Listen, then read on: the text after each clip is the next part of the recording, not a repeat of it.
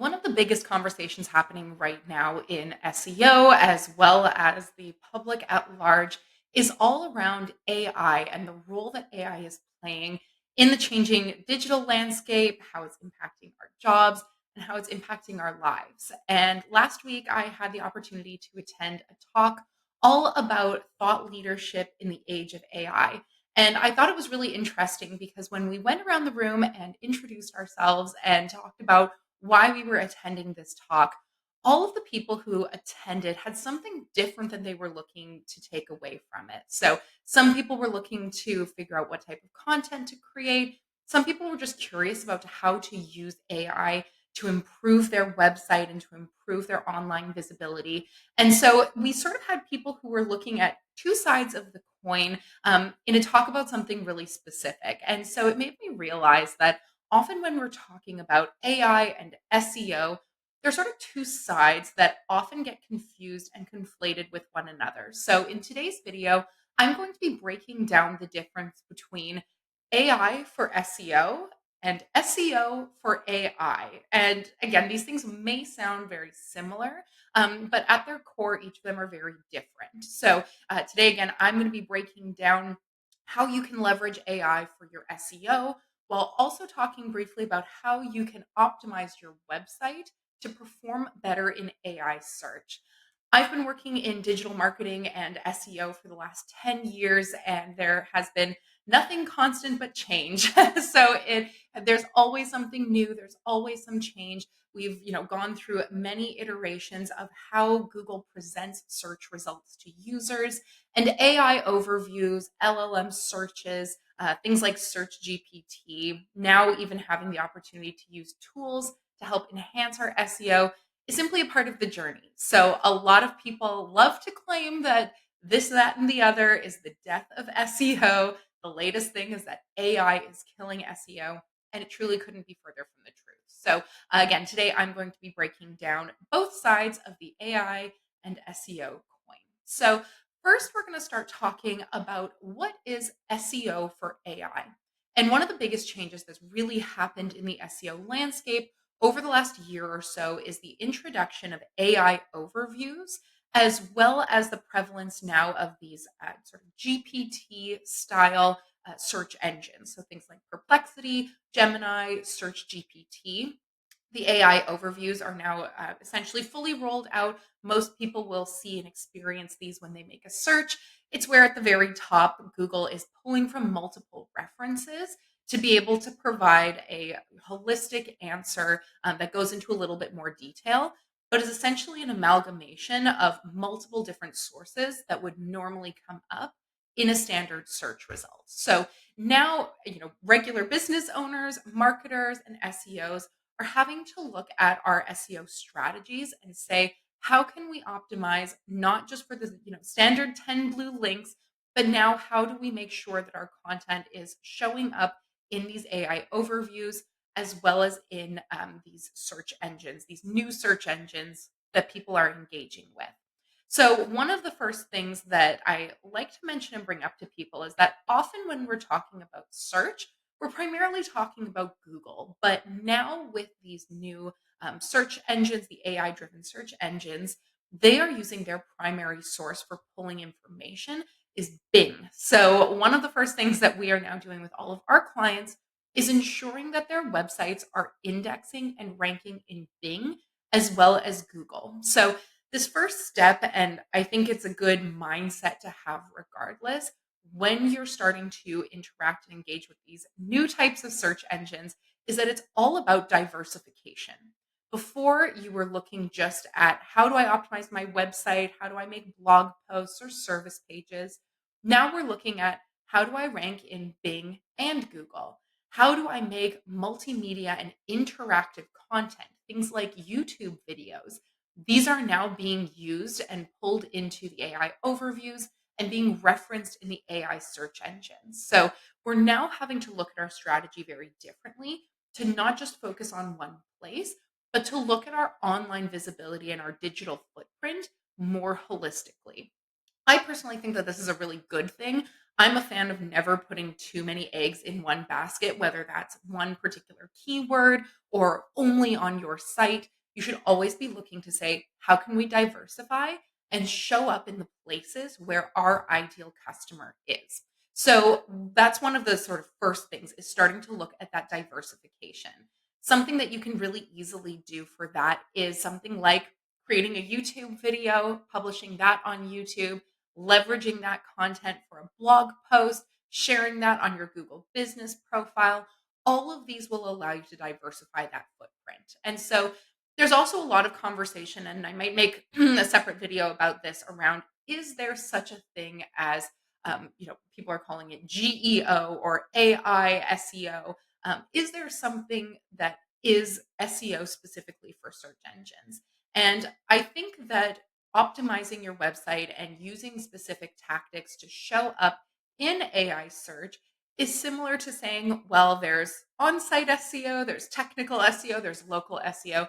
It's just a facet of SEO. And ultimately, all of these things work together. So you might not need to start completely from scratch on your SEO strategy, but you are going to want to start to look at things differently, because the AI overviews and the search engines are looking for something a little bit different. So now they are looking for things that are extremely authoritative and trustworthy. So EEAT, which is the acronym that Google uses to determine how authoritative and how trustworthy, and basically how relevant a page is. This highlights firsthand experience, expertise, authority, and trustworthiness. And this can be demonstrated through a variety of ways, but really Google is trying to find out who is the real expert here. It's not something that's been regurgitated through ChatGPT. It's not someone who's just making, AI blog posts.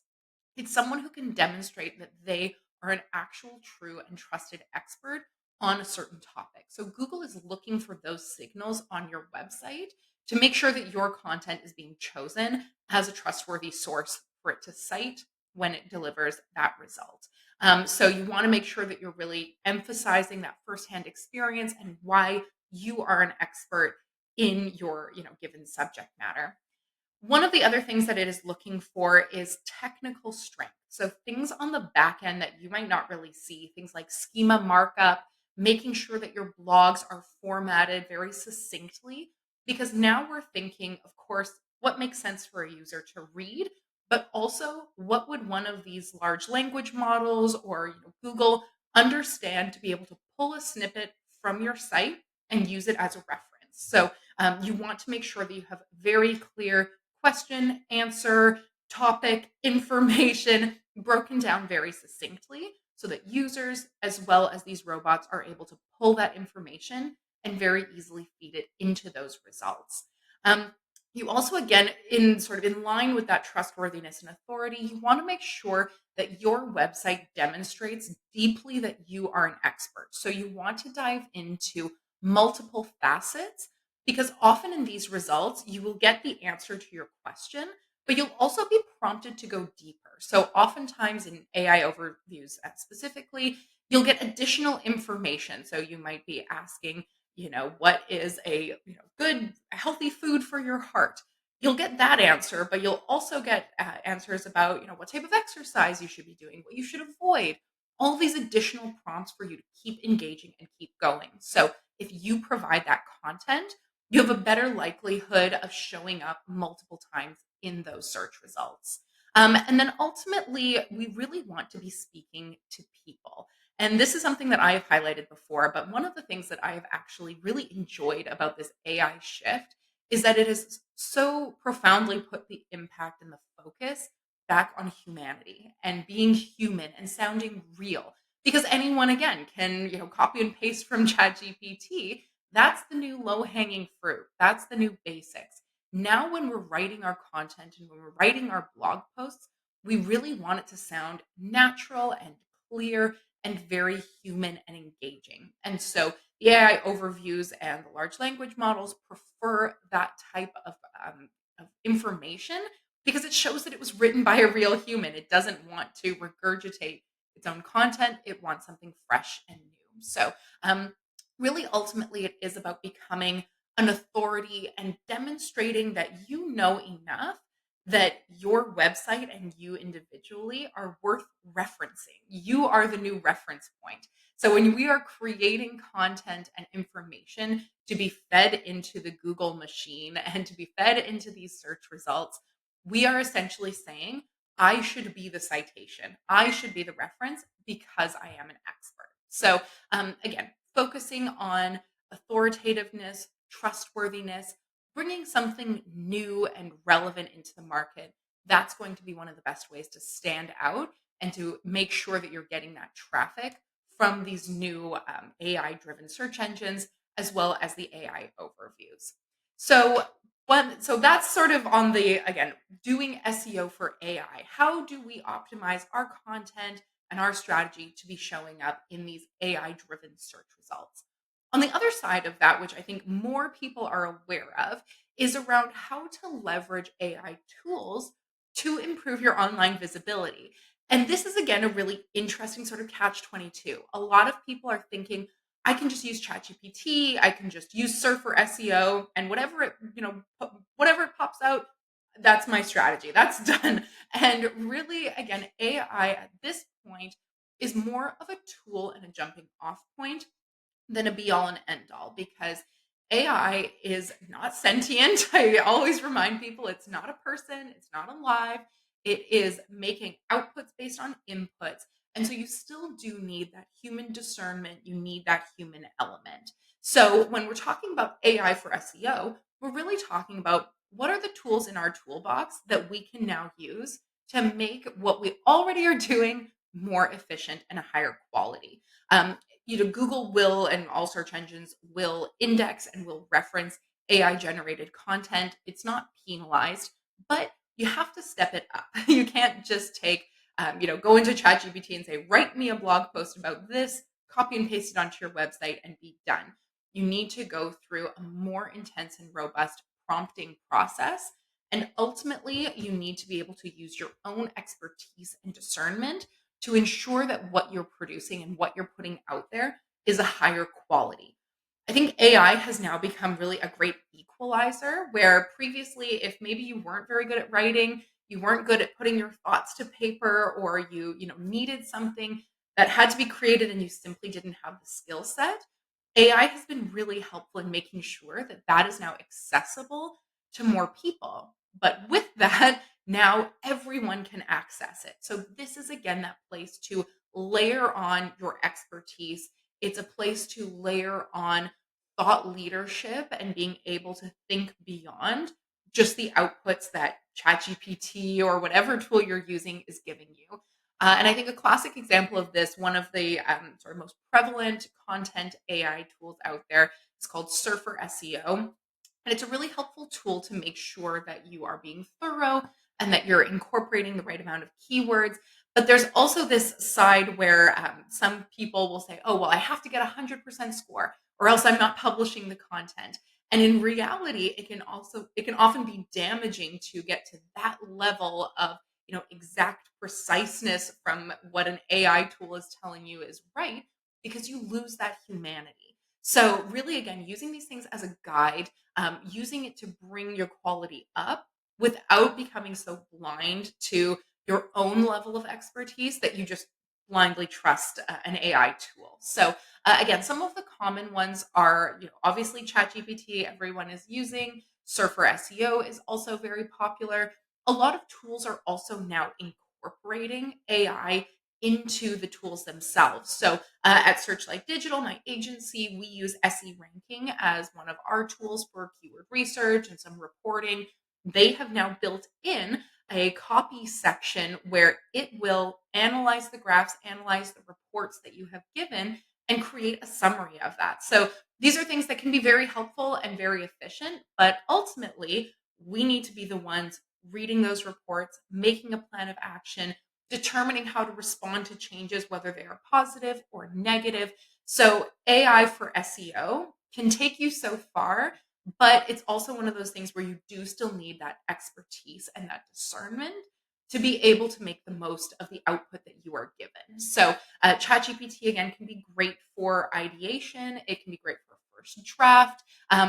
it can be really helpful in sort of making sure that the basics are already incorporated. But you still do need to make sure that you have that sense of humanity, that you have that firsthand lived experience that ChatGPT is simply never going to have incorporated into that. So, again, it's very interesting. This is a very rapidly changing landscape. I'm recording this at the end of March 2025. Who knows if you're watching this years down the road, this might be a totally different conversation. But I want everyone to keep in mind as you're consuming information about AI and SEO that there are these two facets. It is how can I use these tools to my greatest advantage, but also how can I make sure that when I am building out my content, my website, and my marketing strategy, that I am considering how am I going to show up in what is ultimately the future of search. So in SEO, there's always things that are new, always things that are changing. We spend all day, every day learning about this rapid change and making sure that our client strategies are kept up to date so that they can succeed online. So if you do have any questions specifically about AI and SEO on either side of this, please, of course, feel free to leave a comment. Or if you would like support with your own website, Searchlight Digital is always happy to help.